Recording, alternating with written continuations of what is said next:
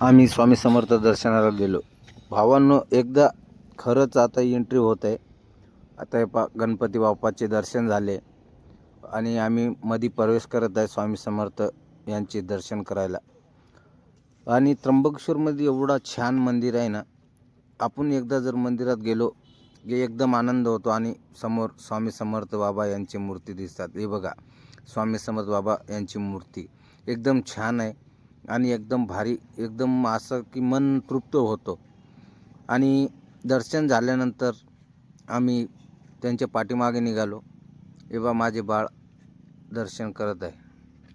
आम्ही दर्शन घेऊन आता पाठीमागं जात आहे. हे पा, चित्र एकदम भारी आहे. एकदम असं वाटते की आपण एक खरंच दर्शनाला आलोय आणि मन तृप्त होतोय.